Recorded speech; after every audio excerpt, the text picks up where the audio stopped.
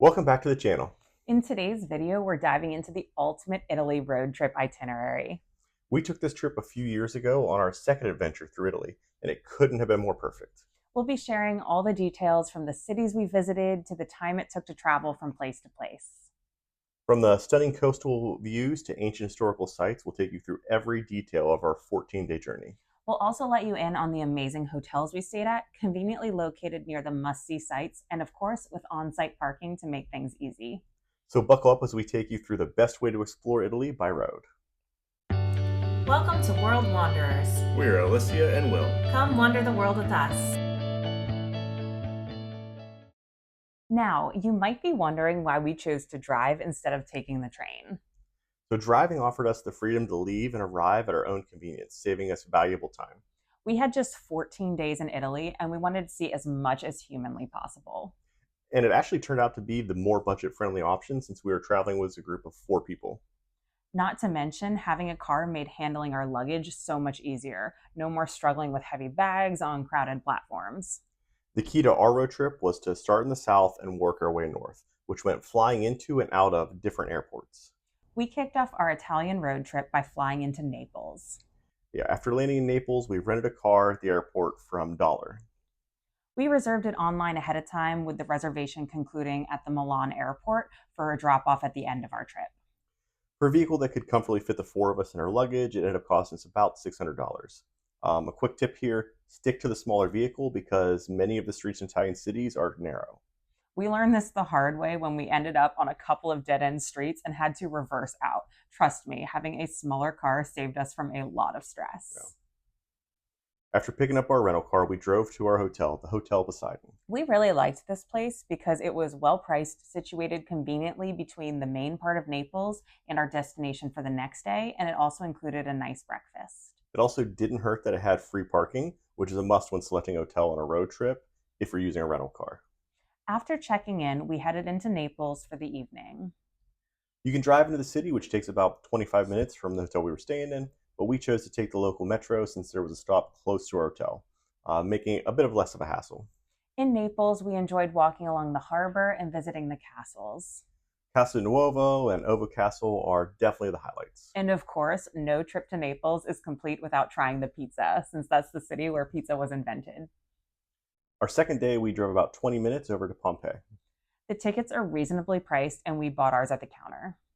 We spent about 4 hours exploring the ruins, but you can adjust the time depending on how deeply you want to delve into the ancient city. After Pompeii, we headed over to Mount Vesuvius. You can drive up most of the way, but you're going to need to hike up a steep path to reach the top. Definitely wear sneakers or hiking boots. I wore sandals and regretted it because the path is quite gravelly. Yeah, it ended up with her being pushed up about the last third of the mountain. That was so sweet of you. It took us about 30 minutes to get up to the summit from the parking area, but the views are definitely worth the hike. Right, looking down into the crater and out over Pompeii was truly special. Yeah. At the end of the day, after exploring, we returned to our hotel in Naples that evening. We woke up early on day 3 and drove about 2.5 hours north to Rome. Find a hotel in Rome that's centrally located, walkable to all the major sites, and its parking is a bit tricky with a rental car due to the ZTLs, which are restricted traffic zones within the city. We chose to stay at the Hotel Antica Palazzo Rospigliosi. The rooms were a little small, but that's to be expected in such an old city with such old buildings. The staff was super nice, especially when I dropped my rental car keys down the elevator shaft and they managed to help me retrieve them. I'll link my travel fails video here if you'd like to hear the whole story. To this day, she clutches anything she's carrying over an elevator threshold. Yeah, it was terrible.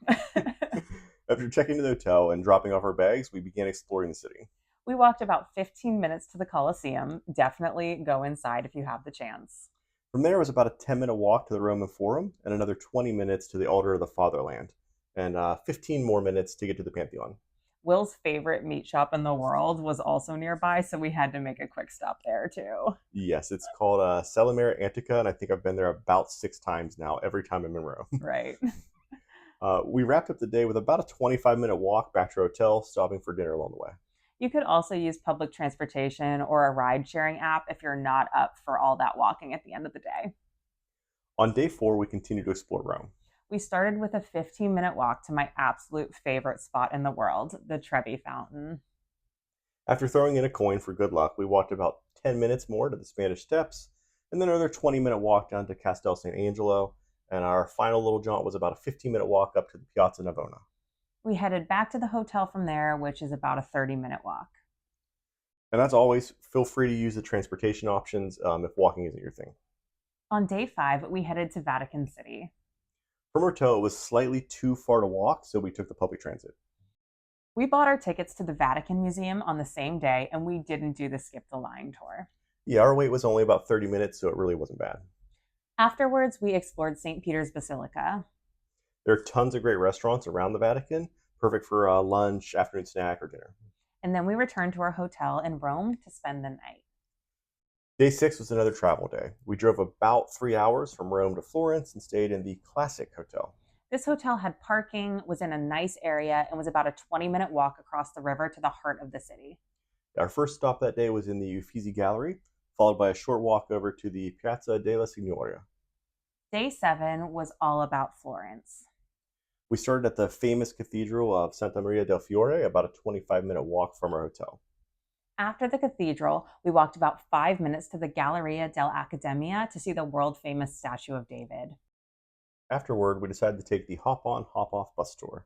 There's an awesome overlook of the city at the Piazza Michelangelo, but it's about a 30-minute walk straight uphill from the main part of the city, so this alone made the hop-on, hop-off worth it to us. Yeah, the bus tour was one of the best we've been on, and we've done quite a few of them. On day 8, we left Florence and drove about an hour to Pisa. Yeah, we couldn't miss the Leaning Tower of Pisa. We chose to go to the top and then had lunch in the city, which had a lot of great options to eat. Quick safety tip, be mindful of visible luggage in your car while parked here, as we've heard break-ins do happen in this area. After Pisa, we continued driving for another 45 minutes to our hotel in Sarzana. Yeah, we stayed at the Locanda dell'Angelo, and it turned out to be one of our favorite hotels on the trip. It was also a convenient base for our next day's adventure. Yeah, day 9, we visited the famous Cinque Terre. From our hotel, we drove about 30 minutes to the train station to take the Cinque Terre Express. Parking in Cinque Terre isn't really an option, so the train is the best way to go. The train ride between the 5 fishing villages ranges from 7 to 22 minutes. You can explore between the villages by walking, taking the train, or hopping on a ferry. We chose to visit 4 of the villages and thought the views from the ferry were absolutely worth it. If you're visiting in warm weather, bring a swimsuit. I was so sad that I couldn't get into the beautiful water. Yes, and also on warm days, don't miss the fantastic gelato and ice-cold limoncello served at all the villages. One of my favorites. Yeah. After a long day of exploring, we took our train back to the station, picked up the car from the parking garage, and drove back to our hotel. On day 10, we drove 3.5 hours to San Marino, which is actually an independent city-state within Italy. So yay for another pin for my map. We stayed at the Hotel San Marino iDesign, which was a really nice place. After checking in, we drove to the top of the city to walk along the city walls and see the Goita Tower. There's also a fun funicular that takes you to the top, and the views are spectacular. It's a great place for a leisurely stroll. On day 11, we drove about 3 hours to Venice. There we stayed at the Hotel Via Serena. Since Venice doesn't allow cars, we stayed outside the city and took the train in. It was about a 10-minute walk to the station and another 10-minute ride into Venice. After arriving, we hopped on the ferry for a 10-minute ride to the famous St. Mark's Square. Yeah, we spent the day exploring canals, winding through the streets, and of course, took a gondola ride. You can also visit the Doge's Palace, which is nearby. After a full day, we had dinner and returned to our hotel.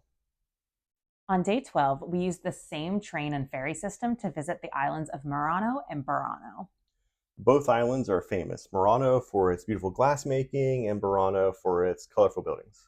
After a wonderful day exploring, we returned to our Venice hotel for the night. On day 13, we drove 2.5 hours to Milan. We stayed at the Eurohotel Milano Fiera. After checking in, we opted for public transit to avoid the hassles of parking in the city. Our first stop was the magnificent Milan Cathedral. Yeah, a short walk away is the Galleria Vittorio Emanuele II, a beautiful shop ring gallery. If you have time, Milan is also home to Leonardo da Vinci's The Last Supper mural, located in the Church of Santa Maria del Grazie. Unfortunately, you do have to get tickets in advance, so we'll have to come back to see this masterpiece another time. After a day of sightseeing, we headed back to our Milan hotel for the night. On day 14, it was sadly time to say goodbye to Italy. We checked out of our hotel and headed to the Milan airport and returned our rental car. It was the end of an amazing trip filled with incredible experiences, beautiful sights, and memories that we'll cherish forever. Before we wrap up, we wanted to leave you with some tips for your Italian road trip. Yes, ZTLs, which are restricted traffic zones. You may see it called Zona Traffico Limitata. Just be aware of anything that seems anything like ZTL, especially in the big cities. Yeah, they can restrict access to certain areas, and driving through them could lead to hefty fines. We learned this the hard way in London and made sure to avoid them in Italy. Again, check out our travel fails video if you want to hear all the details. Yes, and unlike London, Italy is not that great about the signage, so you do have to do your research to try to figure out where they're at. Right. Um, Another tip is to choose a small vehicle. Opt for a smaller car to navigate Italy's narrow streets more easily. Parking garages and parking spaces can also be super tiny, so we definitely pick the smallest vehicle that can comfortably fit your group and your luggage. Right. And luggage. If you're traveling with four people, be mindful of the luggage space you're going to have. You don't want to be overloaded, and the trunks definitely aren't as large as vehicles you may be accustomed to in other countries. Also, make sure you lock your luggage when leaving in the car, especially in the tourist heavy areas. Right. Locking your luggage also is going to be something you should definitely do before your flights. We've flown a lot, and Italy is the only place where I've had things stolen out of my luggage. So keep your valuables in your carry on and definitely be mindful to lock your luggage with the travel locks. Next tip here is Google Maps. You can download it for offline use. It'll save you data and help you navigate when you don't have service. Our next tip is about international driver's license. You may want to consider an international driver's license if you're renting a car. As an American, they didn't require one for me, or at least they didn't ask for one. But if I came from a country with a non Latin alphabet, they probably would have required it. And there you have it, our perfect road trip itinerary through Italy. We hope this video inspires you to plan your own Italian adventure, or if you've done it differently, leave a comment. We'd love to hear from you. If you like this video, don't forget to give it a thumbs up and subscribe to Wander the World with us. Until next time, safe travels.